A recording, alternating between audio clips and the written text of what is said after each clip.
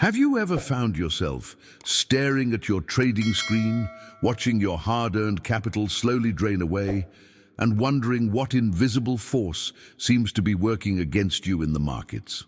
That sinking feeling isn't just in your imagination. It's the result of falling into trading traps that have claimed countless victims before you. But before we begin, please hit the like button and let me know where in the world you're watching from today. It's always fascinating seeing who's joining us from around the world. And if you haven't already, make sure to hit that subscribe button and turn on the notification bell so you don't miss any of our future videos. Now, I want you to consider something that might completely transform your approach to the markets.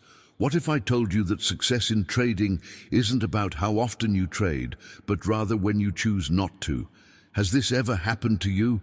You feel that itch to place a trade, that nagging voice saying you're missing out if you're not in the market, only to watch your position evaporate into losses. Richard Wyckoff, one of the most brilliant market minds in history, discovered a profound truth that most traders never grasp. He found that real wealth isn't built by constant activity, but by selective, precise execution when conditions are optimal. The quality of your trades will always outweigh their quantity, yet this runs counter to human nature, doesn't it? We're wired to equate activity with progress, to feel that standing still means falling behind. Stay with me until the end, because today I'm going to reveal the 3 deadly trading times that Wyckoff identified, periods when entering the market is like walking into quicksand. These insights saved my own trading career, and they might just save yours too. The first of these dangerous periods occurs when the market lacks direction, that sideways, choppy environment where prices oscillate without conviction. Wyckoff brilliantly described this as watching a crowd that doesn't know where to walk, with everyone bumping shoulders but no one leading the way. What you're about to discover might surprise you, but entering trades during these uncertain periods is like getting trapped in a revolving door. You move frantically, but end up right where you started, minus the commissions you've paid. Think about it. How many times have you jumped into what seemed like the beginning of a trend, only to watch the market reverse, stop you out, then continue in your original direction after you're gone? This isn't coincidence. It's the market's natural mechanism for transferring money from the impatient to the patient. The cruel reality is that most traders can't bear the psychological discomfort of waiting. They feel an almost physical need to be active, to do something, when the wiser choice would be to stand aside.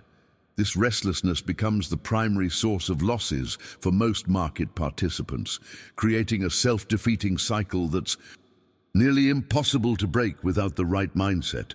But this first deadly trading time is just the beginning of what we need to understand if we want to protect our capital and position ourselves for substantial profits. The second deadly time is even more dangerous, lurking when you least expect it. If you found these trading insights valuable, hit that subscribe button to join our community of disciplined traders. I share these hard-earned market wisdom regularly to help you avoid the costly mistakes I've made. The second deadly time is even more dangerous, lurking when you least expect it. It's the hidden truth behind why so many traders fail despite having excellent technical skills.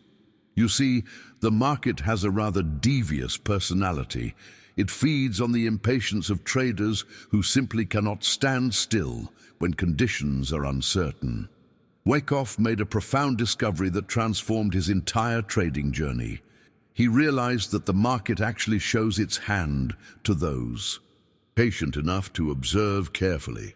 The tape, as traders called the price action in his day, always tells the truth if you know how to read it. But here's the revelation that changed everything for him. Most traders aren't willing to wait for these clear signals to emerge. Think about this psychological paradox for a moment. When prices refuse to move cleanly, when every uptick gets immediately erased by the next downtick, what's really happening? The market isn't being random, it's actively hunting for impatient fools who simply can't resist taking action. It's a predator-prey relationship that few recognize, but one that determines who profits and who pays. Behind the scenes of every successful trader's journey is this fundamental mindset shift, learning that sometimes the most powerful position is no position at all. This is where the transformation from amateur to professional truly begins. Now, I want to go even deeper into this topic by exploring what might be the most counterintuitive aspect of trading psychology. Have you noticed something strange? Waiting often feels more torturous than taking an actual loss. There's a peculiar discomfort in inaction that can become almost physically painful for traders. The impact of this psychological quirk is devastating. This discomfort of doing nothing drives countless traders to force positions when no clear opportunity exists. They jump into trades not because the setup is right, but because they simply can't bear the tension of standing aside. It's as if the decision to wait becomes more unbearable than the decision to lose money, a bizarre inversion of rational thinking. Yet here's the ultimate irony, the secret hidden in plain sight. It's precisely in these waiting periods, these uncomfortable stretches of market uncertainty, that the foundation for substantial profits is being built. While most traders are burning through capital, trying to extract meaning from meaningless price movements, the disciplined few are preserving their resources, studying patterns, and preparing for the moment when genuine opportunity emerges. This patience isn't passive, it's an active state of preparation. It's like a hunter who understands that moving at the wrong moment will only alert the prey. The hunter doesn't see waiting as wasted time, but as an essential part of a successful hunt. The market rewards this patience with clarity. Eventually, it reveals its direction to those who haven't exhausted themselves, fighting against the uncertainty. But by then, the impatient traders have already depleted their capital and confidence in a series of forced, low-probability trades. This brings us to a crucial understanding about the third deadly trading time, which might be the most destructive of all. It's a trap that claims even experienced traders, often right after they've experienced their greatest triumph. But before I reveal that, I'm curious. Have you experienced this struggle with waiting? Type "patience pays" in the comments if you felt this battle between waiting and acting too soon. The third deadly trading time emerges from what should be our greatest moment of triumph. Ironically, it's the aftermath of success that creates one of the most dangerous territories in a trader's journey.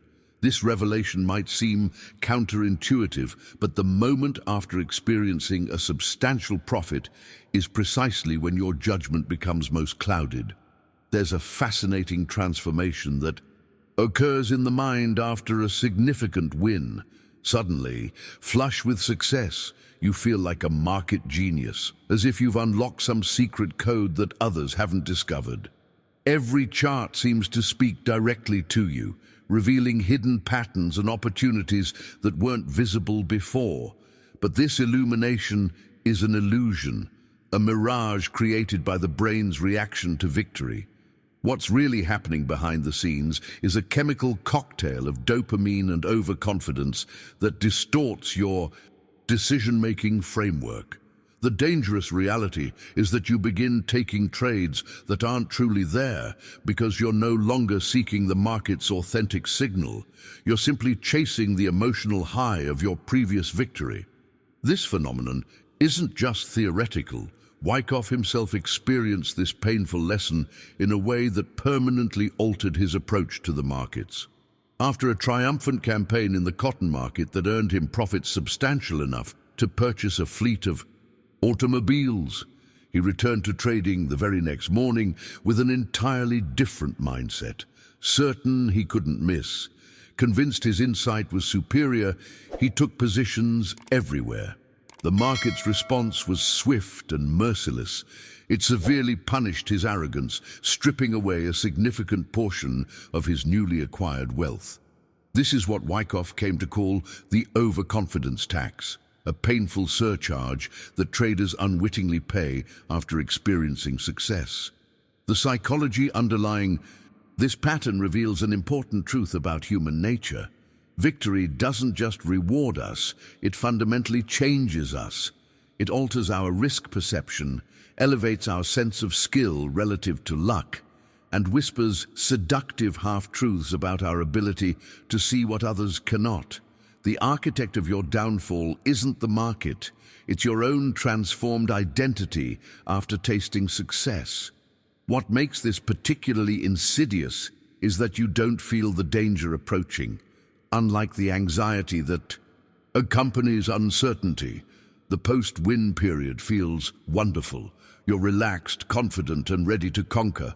This euphoria masks the growing risk as your trading standards subtly deteriorate. You take entries you would have rejected days earlier. You increase position sizes beyond your normal risk parameters. You override your own proven systems because you believe you're seeing something special. This overconfidence cascade doesn't just threaten your recent profits, it endangers your entire trading methodology. One by one, the disciplines that delivered your success get discarded as unnecessary constraints. The very foundation of your trading approach erodes until you're essentially gambling rather than executing a strategy. The wisdom Wyckoff discovered through these painful experiences was that genuine mastery isn't about capitalizing on success, it's about surviving it with your discipline intact. If you've ever experienced this dangerous post-win euphoria type victory trap in the comments. The path forward lies in understanding how these three deadly trading times interconnect to form an even more comprehensive insight about the market's nature. What makes these three deadly trading times so destructive is how they exploit fundamental aspects of human nature. At our core, we crave action and immediate results. Patience isn't wired into our DNA, yet the market operates on an entirely different wavelength with a rhythm that often contradicts our natural impulses. This dissonance creates the perfect storm for financial self-sabotage. The revelation that transformed Wyckoff's entire trading journey was understanding that the market doesn't reward action, it rewards discipline. This insight represents a profound paradigm shift for most traders who equate activity with progress. Behind the scenes of every successful trading career lies this counterintuitive truth. The greatest fortunes aren't built by those who trade every day, but by those who trade only when conditions align perfectly. Subscribe to continue this journey of trading mastery with me. Each video uncovers another layer of market psychology that can transform your approach from emotional to disciplined. This wisdom comes with a certain kind of pain, the discomfort of restraint when every instinct screams for action. The wealthiest traders have mastered this inner battlefield, recognizing that timing isn't just important, it's everything. They've learned to navigate the emotional landscape that most traders never conquer, finding comfort in patience when others feel only anxiety. The spiritual practice of trading, if you will, becomes about mastering yourself rather than mastering the market. The enlightenment comes when you realize the market isn't something to be conquered, but something to be aligned with. This alignment only happens when you've developed the rare discipline to preserve your resources, financial, mental, and emotional, during unfavorable conditions. Now, I want to go even deeper into this topic by examining what the wise trader actually does during these periods of restraint. Far from passive idleness, this is active preparation. The disciplined trader reserves capital, energy, and courage for precise moments when the market clearly signals opportunity. They understand that trading isn't about forcing the market to speak when it has nothing meaningful to say. This conservation of resources separates the professionals from the amateurs. While the Majority deplete their capital during uncertain markets or after emotional highs. The disciplined few maintain their powder dry. They recognize that capital preservation during unfavorable conditions isn't just about avoiding losses. It's about positioning themselves for maximum impact when genuine opportunities emerge. Think of it like a military strategist who understands that not every battle should be fought. Resources committed to minor skirmishes aren't available for the decisive. Engagement, the battlefield wisdom of choosing when not to fight, translates perfectly to market engagement. The revelation here is that selective non-participation is actually a strategic advantage. The transformation from average trader to exceptional one often happens when this wisdom moves from intellectual understanding to embodied practice. You can know intellectually that patience pays, but until you've experienced the rewards of waiting, until you've felt the difference between forced trades and aligned ones, the knowledge remains theoretical. Wyckoff discovered that the discipline to preserve resources during unfavorable conditions isn't just a defensive strategy, it's the foundation of offensive strength. When the market finally shows its hand, when the line of least resistance becomes clear, the patient trader possesses both the capital and clarity to move with conviction. The market has a way of rewarding this discipline with opportunities that the impatient never see. If this approach to trading resonates with you, if you see the value in strategic patience rather than constant action, type strategic waiting in the comments. The quality of this mindset extends beyond just avoiding the deadly trading times. It creates the foundation for a completely different relationship with the market. This completely different relationship with the market reveals itself most clearly when we examine the catastrophic impact of overtrading.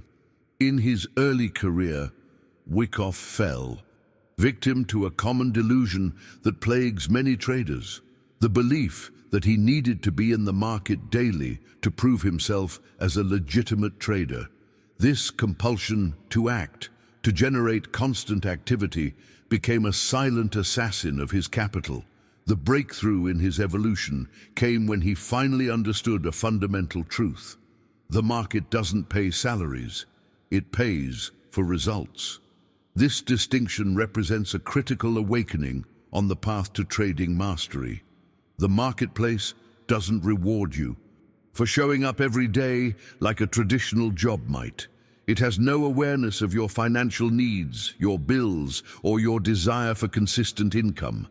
It rewards alignment with its movements, not persistence in fighting against them. Overtrading is particularly insidious because it creates the illusion of productivity while systematically undermining your trading foundation.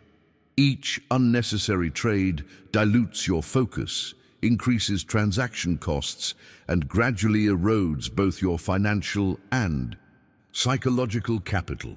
It's like a slow-acting poison that seems harmless at first, but eventually brings inevitable ruin. Behind the scenes of this behavior often lies a deeper identity issue. Many feel they must trade constantly to validate their self-image as a trader. If I'm not trading, what am I? Becomes the unspoken question driving impulsive action. This attachment to identity creates a dangerous blind spot where objective market analysis should be. Now, I want to go even deeper into this topic by revealing what Wyckoff ultimately identified as the third deadly trading time, perhaps the most destructive of all. This is when a trader approaches the market with a desperate need for income. The paycheck mindset creates a psychological prison that forces trades to meet immediate financial requirements rather than respecting actual market conditions. The hidden truth here is that markets operate on their own timeline, not yours. They present opportunities when conditions align, not when your rent is due or when bills need paying. The moment you demand that markets conform to your financial schedule, you've entered the most dangerous territory of all. This desperate need for consistent income inevitably leads traders to override their own rules and trading discipline.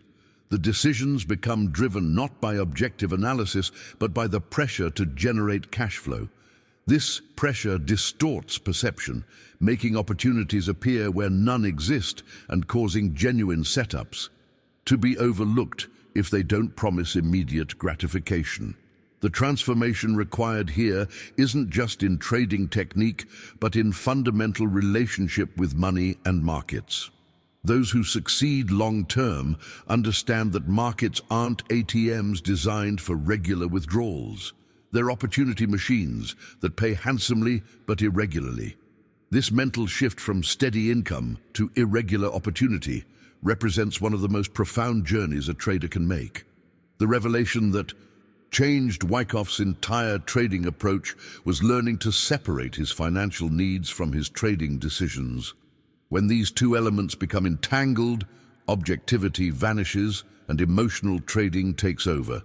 If you've recognized this paycheck mindset affecting your own trading, type freedom from pressure in the comments. The liberation from this mindset opens the door to an entirely different dimension of market understanding. This liberation from the paycheck mindset opens the door to understanding one of Wyckoff's most profound insights about market success. What separates the consistently profitable from the perpetually struggling isn't knowledge or intelligence, it's behavioral discipline. Most traders fail not because they lack understanding of market mechanics, but because they simply cannot resist doing what they shouldn't do. The battlefield isn't really in the charts or the order book, it's in the mind. The constant tension between knowing what you should do and actually doing it represents the greatest challenge in a trader's journey. The ability to sit tight, both on winning positions that need time to develop and on your hands when market conditions aren't right, is twice as hard and 10 times as valuable as any technical trading system or analytical framework. This revelation transformed Wyckoff's entire approach. He discovered that mastering himself was far more important than mastering market analysis.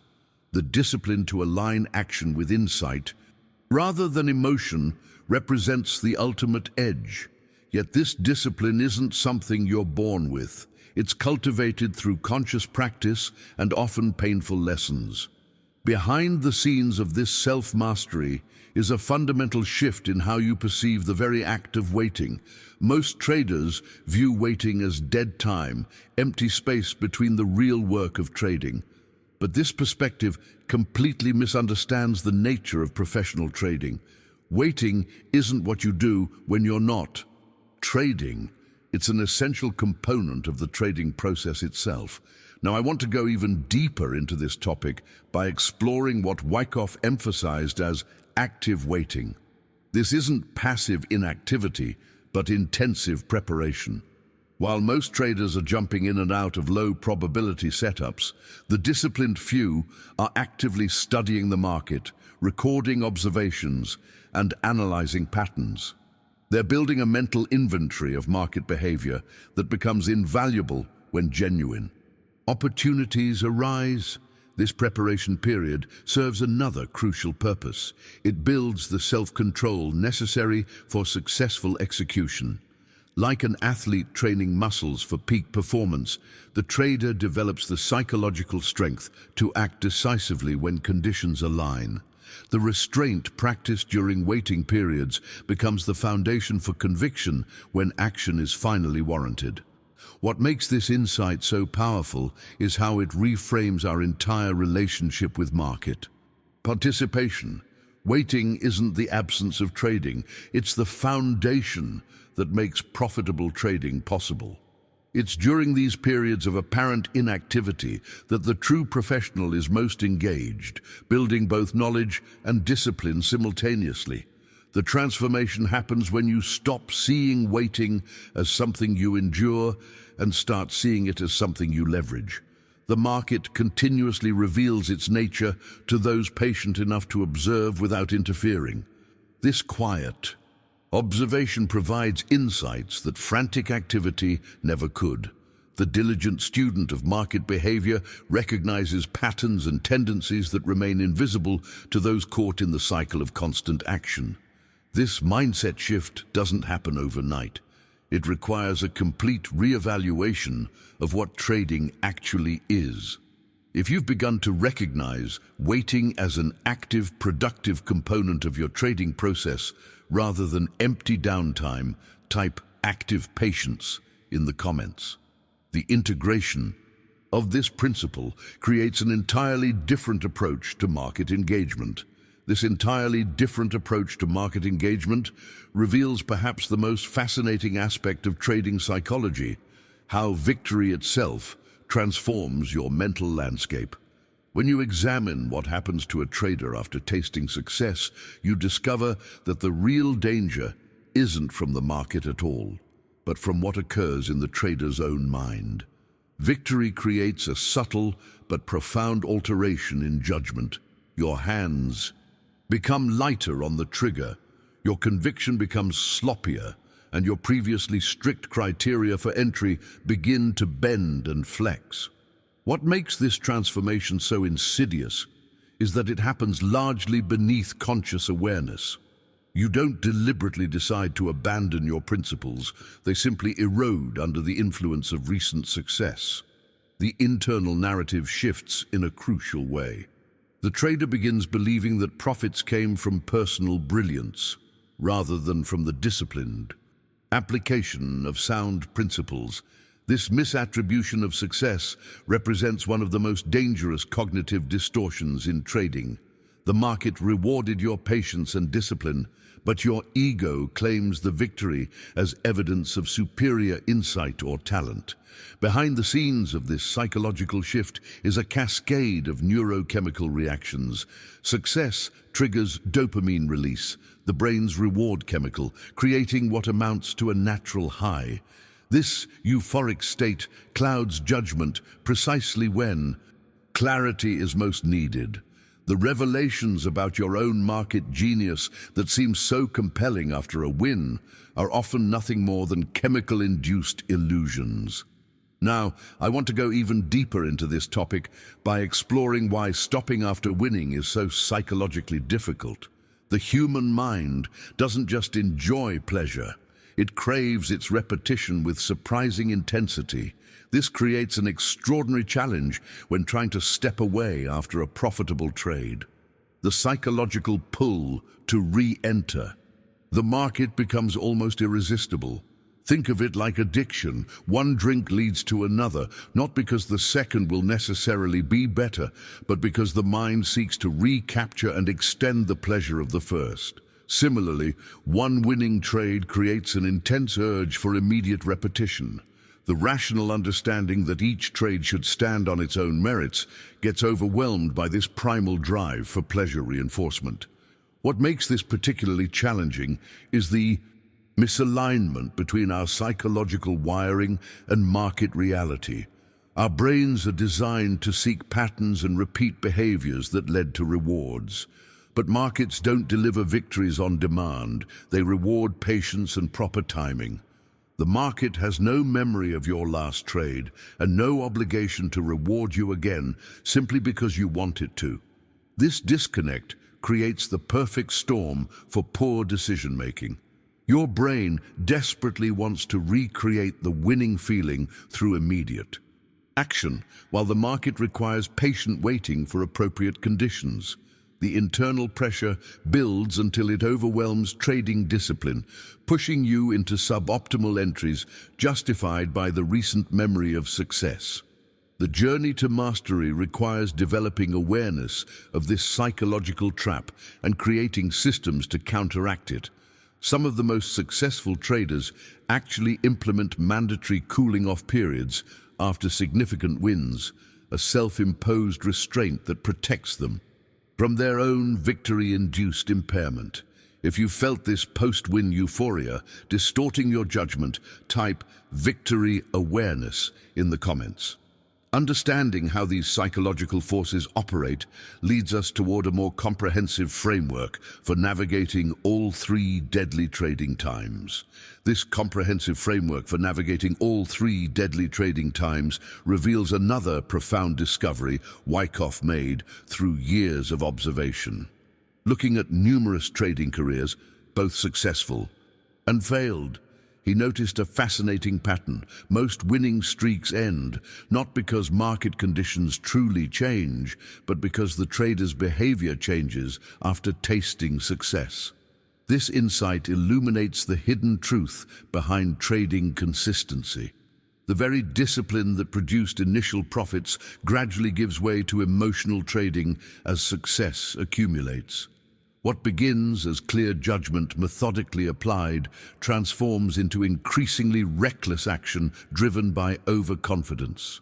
The market didn't change its character, the trader did. The metamorphosis is subtle, almost imperceptible in real time. With each successful trade, small compromises in your process begin to appear. Perhaps you enter a position slightly before your confirmed signal. Maybe you increase position size beyond your risk parameters, or you might hold beyond your predetermined exit point. Each small deviation seems insignificant in isolation, but together they represent a complete abandonment of the system that generated success in the first place. What makes this particularly dangerous is how the trader justifies these changes. They aren't seen as violations of discipline, but as improvements or adaptations based on newly acquired market wisdom. Behind the scenes, however, it's really the ego hijacking the decision-making process. The very moment you begin believing you've mastered the market is precisely when it prepares to teach you humility. Now, I want to go even deeper into this topic by exploring what Wyckoff identified as the fundamental philosophical difference between traders who achieve consistent profitability and those who struggle perpetually. This distinction in mindset determines everything a trader does in the market, from position sizing to trade frequency to emotional response. At its core, it's the difference between what we might call the paycheck mindset and the wealth-building mindset. The paycheck trader approaches markets demanding daily income.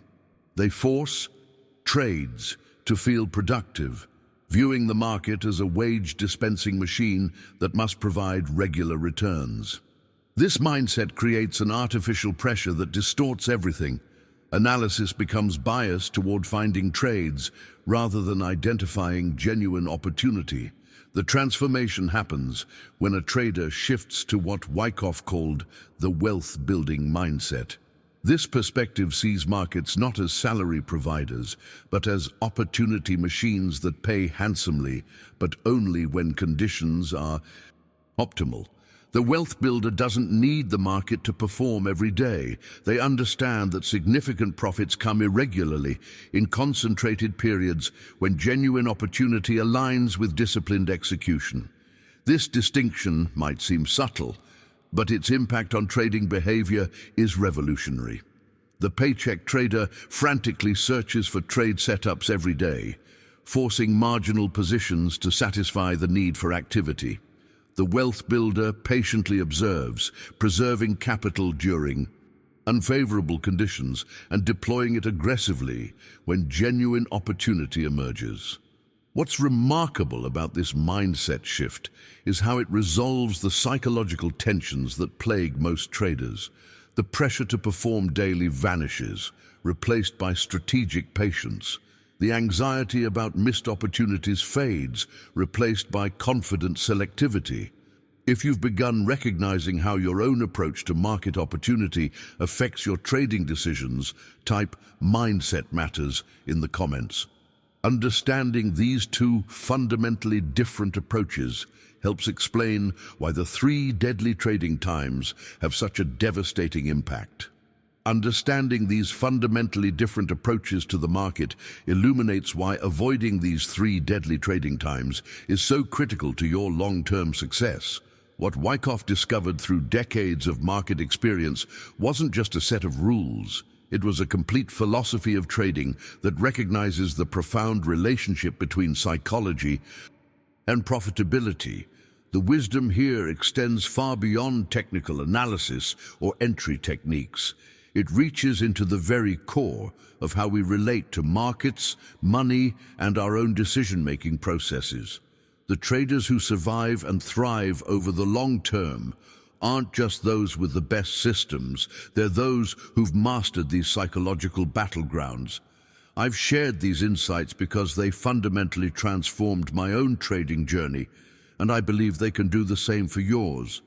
The path to consistent profitability isn't found in more indicators or faster execution. It's found in understanding when not to trade, when to preserve your capital and discipline for those